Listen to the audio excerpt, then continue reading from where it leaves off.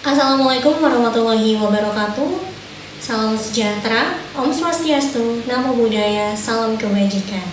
Semoga teman-teman sehat dimanapun teman-teman berada, baik itu di Indonesia maupun di luar negeri. Baik, karena ini merupakan pertemuan pertama kita, saya akan memperkenalkan diri terlebih dahulu. Perkenalkan, nama saya Asri, saya mengampu mata kuliah Bahasa Indonesia, khususnya di mata kuliah Bahasa Indonesia ya. Nah teman-teman, karena pada kondisi seperti sekarang ini sulit sekali ya untuk bertemu secara langsung gitu ya, untuk sekadar bertegur sapa dengan teman-teman sekalian. Tapi alhamdulillah berkat adanya teknologi yang semakin maju, semakin berkembang, kita masih bisa saling bertegur sapa satu sama lain meskipun dalam bentuk virtual seperti ini ya.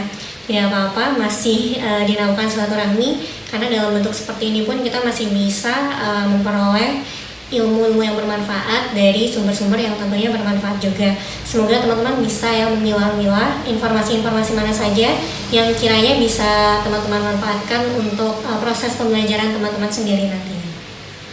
Baik, tadi sudah perkenalan, karena siapa tahu kita bertemu gitu ya, baik itu di kampus maupun di luar, bisa itu di kafe ataupun di resto, di mall, di masjid atau dimanapun. Jika kita bertemu atau teman-teman bertemu saya, kita bisa saling menyapa satu sama lain. Baik, pada pertemuan pertama kita hari ini, kita akan membahas tentang sejarah, kedudukan dan fungsi bahasa Indonesia. Tapi mungkin untuk pembahasan kali ini kita pembahasnya akan lebih spesifik kepada sejarah bahasa Indonesia terlebih dahulu. Karena nanti untuk lebih jelasnya ya, kita akan membahas tentang bagaimana sih proses terbentuknya bahasa Indonesia itu sendiri, dan juga bagaimana kedudukan bahasa Indonesia di negara kita. Selain itu juga kita akan kupas tentang apa sih fungsi dari bahasa Indonesia itu sendiri gitu. Barangkali teman-teman ada yang sudah tahu atau sudah mendapatkan informasi ataupun materi ini di bangku SMA ataupun di luar gitu ya. Di sini saya akan mengingatkan sedikit lagi mengenai sejarah bahasa Indonesia supaya kita juga tidak lupa ya untuk selalu menjunjung tinggi bahasa Indonesia gitu. Karena itu kan sudah tertuang dalam Sumpah Pemuda gitu, apalagi pemuda-pemudi di Indonesia. Bagaimanapun kita harus tetap bisa menggunakan bahasa Indonesia dengan baik dan benar sebagaimana yang diamanatkan pada peristiwa 28 Oktober 1928, yaitu peristiwa Sumpah Pemuda. Nah, mari bersama-sama kita akan kupas tuntas materi ini pada hari ini. Baik, seperti yang sudah kita ketahui ya, bahasa Indonesia sendiri merupakan bahasa resmi dari bangsa Indonesia. Bisa teman-teman lihat ya, dalam menjalankan aktivitas kenegaraan ataupun hidup bermasyarakat sampai mengemban pendidikan dalam kelas ya, maupun dalam kelas simposium, seminar, ataupun dalam kuliah umum seperti itu, kita tentunya menggunakan bahasa Indonesia sebagai bahasa pengantarnya. Nah, selain itu juga bahasa Indonesia juga digunakan sebagai bahasa persatuan ya, karena Indonesia ini kan merupakan negara kepulauan yang memiliki aneka ragam suku, bangsa, budaya, bahkan bahasa. Ada ribuan, bahkan ratusan hingga ribuan bahasa daerah tersebar dari Sabang sampai Merauke di Indonesia ini. Jadi bahasa Indonesia ini bisa menjadi alat nomor satu bangsa. Mengapa? Karena kan tidak semua orang mengerti bahasa daerah kita. Jadi yang menyatukannya itu adalah bahasa Indonesia itu sendiri. Sekali lagi, jadi untuk menyatukan dan mempermudah komunikasi ya antar suku yang memiliki beragam bahasa, ditetapkanlah bahasa Indonesia sebagai bahasa persatuan. Jadi dari Sabang sampai Merauke ya, kita bisa saling berkomunikasi satu sama lain menggunakan bahasa Indonesia itu sendiri. Nah, keberadaan bahasa Indonesia ini mengalami banyak sekali perkembangan ya, dari sejak awal terbentuknya hingga saat ini. Karena pada dasarnya bahasa juga memiliki fungsi-fungsi tertentu untuk digunakan berdasarkan kebutuhan kita atau kebutuhan seseorang itu, yakni sebagai alat untuk bisa sebagai alat untuk mengekspresikan diri, bisa sebagai alat untuk berkomunikasi, bisa juga sebagai alat untuk mengadakan integrasi atau mudahnya untuk beradaptasi sosial ya dalam lingkungan atau situasi tertentu, dan juga bisa juga sebagai alat untuk melakukan kontrol sosial. Nanti untuk pembahasan lebih dalamnya kita akan bahas di video-video selanjutnya.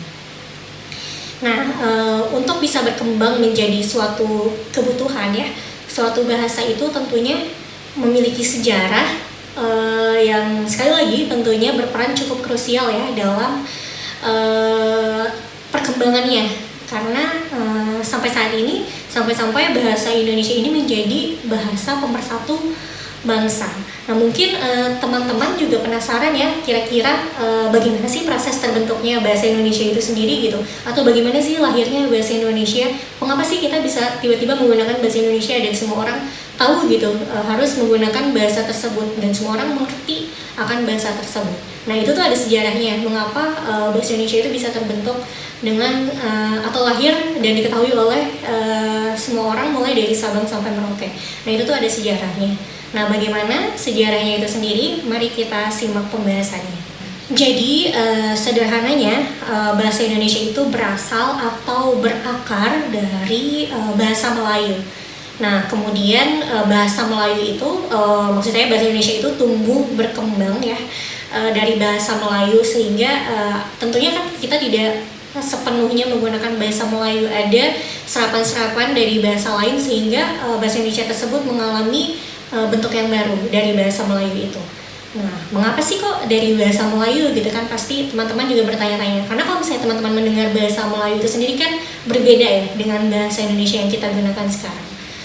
Nah, mengapa menggunakan bahasa Melayu? Karena bahasa Melayu ini sudah dipergunakan sebagai bahasa penghubung antar masyarakat yang bukan hanya dari Kepulauan Nusantara saja, tetapi juga melainkan hampir dari seluruh daratan di Asia Tenggara. Jadi ada beberapa negara di Asia Tenggara juga yang dasarnya itu menggunakan atau akarnya itu menggunakan bahasa Melayu. Nah, itu alasannya mengapa menggunakan bahasa Melayu, karena bukan hanya masyarakat Indonesia saja yang menggunakan, atau bukan hanya sekedar masyarakat di Nusantara saja yang menggunakan bahasa Indonesia, tetapi orang-orang di luar Nusantara juga yang bisa berbahasa Melayu, seperti itu ya. Jadi kalau misalnya berangkat dari situ ya, apakah benar di Asia Tenggara itu orang-orangnya beberapa negara ada yang menggunakan bahasa Melayu? Nah, hal tersebut itu bisa dibuktikan dengan ditemukannya prasasti-prasasti yang tersebar di beberapa penjuru Asia Tenggara, seperti itu ya. Nah, prasasti itu bertuliskan huruf yang sama, namanya itu huruf Pranagari, yang ditulis atau bahasanya gitu menggunakan bahasa Melayu kuno. Bisa teman-teman lihat ya, kurang lebih bahasanya seperti itu. Nah, di kondisi sekarang juga bisa teman-teman dengar mungkin ya, atau bisa teman-teman perhatikan dan alami secara langsung bahwa bahasa Melayu itu bisa digunakan, selain digunakan oleh masyarakat kita, terutama di masyarakat Sumatera ya, teman-teman kita di wilayah Sumatera, bahasa Melayu juga digunakan oleh orang-orang di Malaysia, di Brunei, hingga di Thailand, bahkan ya Thailandnya juga Thailand Selatan. Mereka menggunakan bahasa Melayu sebagai bahasa sehari-hari. Mungkin juga ada di daerah-daerah lain di Asia Tenggara yang masih menggunakan bahasa Melayu sebagai bahasa pengantar atau bahasa sehari-harinya.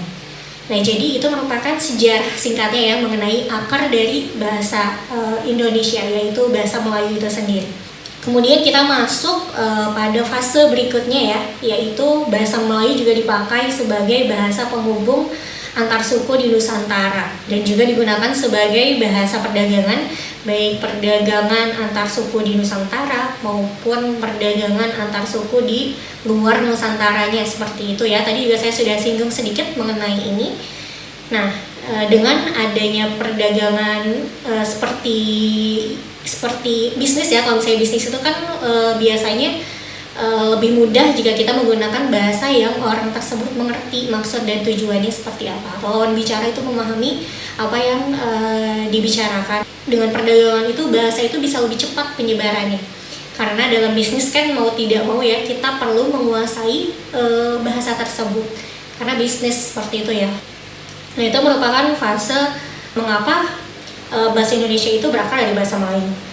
Kemudian kita masuk pada fase berikutnya ya, yaitu bahasa Melayu yang menyebar ke pelosok Nusantara itu bersamaan dengan menyebarnya agama Islam saat itu di wilayah tentunya di wilayah Nusantara ya saat itu tuh. Nah selain itu ada yang menarik ya, mengapa bahasa Melayu ini mudah diterima oleh masyarakat Nusantara gitu. Mengapa bahasa Melayu yang dipilih dibandingkan bahasa daerah lainnya sebagai bahasa penghubung antar pulau, mungkin antar suku atau antar pedagang misalnya saat itu, atau antar bangsa, atau juga antar ras gitu, atau juga antar kerajaan bahkan. Mengapa gitu yang dipilih itu bahasa Melayu bukan bahasa daerah lainnya? Nah alasannya sebenarnya sederhana, karena bahasa Melayu ini tidak mengenal yang namanya tingkat tutur bahasa. Contohnya kan kalau dalam bahasa Sunda kita mengenal adanya undak usuk bahasa, atau dalam bahasa Jawa adanya unggah-ungguh ya kalau tidak salah. Jadi kalau dalam bahasa Sunda dan bahasa Jawa itu kan ada tingkatan bahasa ya, yang mana bahasa itu ada yang namanya bahasa lemes, bahasa loma, ataupun bahasa yang kasar seperti itu. Kan penggunaannya juga beda-beda ya. Kalau untuk bahasa kasar biasanya digunakan untuk hewan, atau misalnya saat dalam kondisi marah dan lain sebagainya. Itu tergantung kondisi yang mana bahasa kasar itu memang tidak baik untuk digunakan. Nah dalam bahasa Melayu ini kita tidak mengenal yang namanya tingkat tutur seperti itu. Jadi kita hanya langsung saja berbicara bahasa Indonesia tanpa adanya tingkat tutur, tanpa adanya perbedaan gender ya. Seperti dalam bahasa Prancis kan ada feminin, maskulin, ada kata atau kata dalam bahasa Prancis atau kosakata bahasa Prancis itu kan memiliki jenis kelamin tersendiri. Sedangkan dalam bahasa Melayu itu tidak ada tingkat tutur dan tidak ada jenis kelamin seperti itu. Jadi penerimaannya itu lebih mudah gitu untuk dipahami. Jadi oleh karena itu bahasa Melayu ini bisa dipakai ya di mana-mana di wilayah Nusantara, serta semakin berkembang dan bertambah kukuh gitu keberadaannya bahasa Melayu ini. Nah karena alasan lain ya, tingkat tutur ini kan tidak bisa diterima oleh seluruh penduduk masyarakat yang ada di Nusantara ya, karena adanya tentunya latar belakang budaya yang berbeda. Selain itu juga kan ada faktor-faktor lain yang menyebabkan tingkat tutur dalam bahasa itu tidak bisa diterima oleh semua lapisan masyarakat seperti itu. Nah selanjutnya bahasa Melayu yang dipakai di daerah atau di wilayah Nusantara ini juga dalam pertumbuhannya dipengaruhi oleh corak budaya daerah tersendiri ya. Jadi bahasa Melayu juga menyerap kosakata. Tadi juga saya sudah singgung sedikit ya, bahasa Melayu juga menyerap kosakata dari berbagai bahasa. Yaitu mungkin teman-teman juga sudah tahu ya, bahasa Melayu itu diserap juga dari Sanskerta, ada bahasa Persia, bahasa Arab, hingga bahasa-bahasa di negara Eropa juga. Kita kan menyerap bahasa-bahasa tersebut sehingga terbentuklah bahasa Indonesia itu sendiri. Nah bahasa Melayu pun nih dalam perkembangannya muncul dalam berbagai variasi dan dialek ya, karena di daerah-daerah di Nusantara ini bahasa Indonesia di Padang, bahasa Indonesia di Bandung, bahasa Indonesia di Jakarta, di Surabaya, di Bali, Lombok, hingga Papua. Karena kan ada variasi dan dialek tersendiri gitu yang membedakan satu sama lain. Nah disitulah adanya pembeda. Nah pada fase berikutnya perkembangan bahasa Melayu di wilayah Nusantara ini memengaruhi dan mendorong tumbuhnya rasa persaudaraan dan persatuan bangsa Indonesia. Nah, oleh karena itu, para pemuda Indonesia yang tergabung dalam perkumpulan pergerakan ya, seperti itu secara sadar mereka itu mengangkat bahwa bahasa Melayu itu menjadi bahasa Indonesia. Nah, yang kemudian menjadi bahasa persatuan untuk seluruh bangsa Indonesia. Nah, jadi disinilah awal mula sejarah bahasa Indonesia, yakni bahasa Indonesia itu lahir pada 28 Oktober tahun 1928. Nah, pada saat itu para pemuda dari berbagai pelosok Nusantara ya berkumpul dalam suatu rapat dan mereka itu berikrar. Teman-teman juga mungkin sudah sering dengar ya Sumpah Pemuda. Ikrarnya yang pertama, bertumpah darah yang satu, tanah Indonesia. Kedua, berbangsa yang satu, bangsa Indonesia. Dan yang terakhir, menjunjung bahasa persatuan bahasa Indonesia. Nah, seperti yang teman-teman sudah ketahui ya, bahwa Ikrar Para Pemuda ini dikenal dengan nama Sumpah Pemuda. Nah, kemudian unsur yang ketiga dari Sumpah Pemuda ini ya, merupakan pernyataan tekad bahwa bahasa Indonesia ini merupakan bahasa persatuan bangsa Indonesia. Kemudian pada tahun 1928 bahasa Indonesia dikukuhkan kedudukannya sebagai bahasa nasional. Lalu bahasa Indonesia dinyatakan kedudukannya sebagai bahasa negara pada tanggal 18 Agustus 1945. Karena pada saat itu UUD 1945 ya disahkan sebagai Undang-Undang Dasar Negara Republik Indonesia. Nah, teman-teman juga bisa cek langsung ya di UUD atau dalam Undang-Undang Dasar 1945 pasal 36 disebutkan bahwa bahasa negara ialah bahasa Indonesia. Kurang lebih seperti itu sejarah dari bahasa Indonesia itu sendiri. Semoga teman-teman bisa mengambil informasi dan manfaat ya, mungkin dari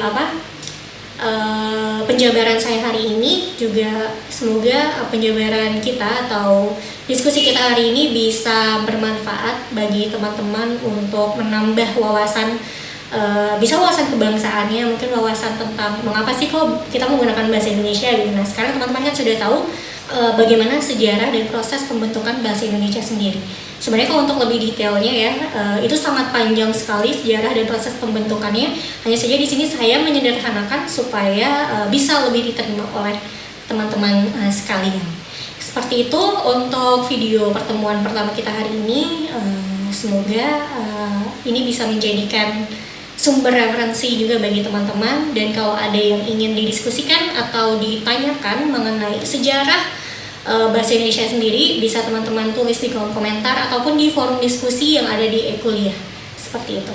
Baik, segitu saja untuk pertemuan pertama kita. Sampai ketemu lagi di video selanjutnya.